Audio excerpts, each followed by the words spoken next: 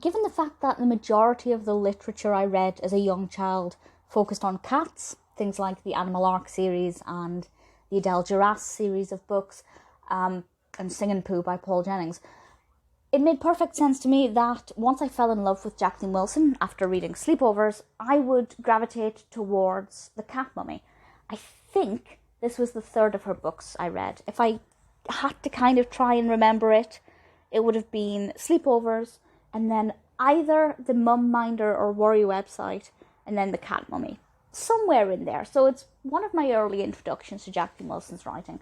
And it's pretty interesting, but quite emotional. Definitely quite emotional.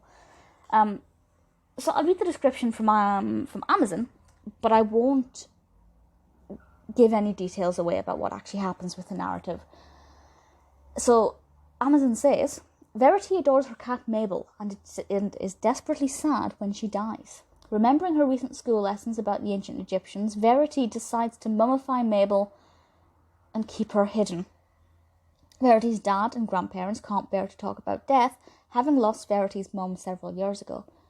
But when they eventually discover what Verity has done, the whole family realise it's time to talk.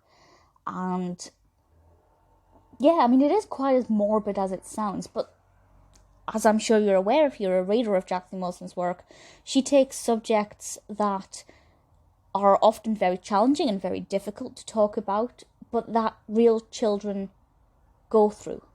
And she makes them accessible. And she allows children a medium through which they can then start a dialogue with their parents or guardians about these issues that are affecting them directly.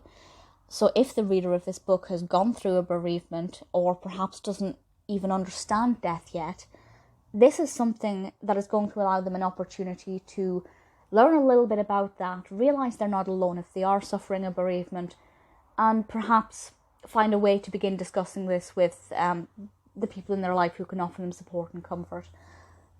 I don't remember this traumatising me. Certainly it hasn't had any negative lasting effects, because I remember feeling quite fondly towards it. But when you're going to kill off a cat in a book, it's going to affect me a lot, because I'm pathetic. Like, I can't even watch Disney films. The cat doesn't even have to die. I can't watch Aristocats anymore because I just get so upset.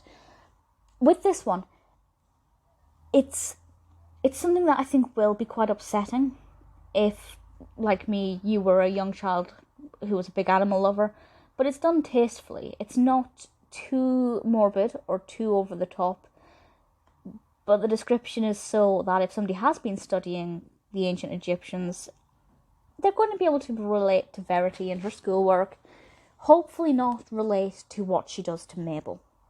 The description there is not too horrific, thankfully.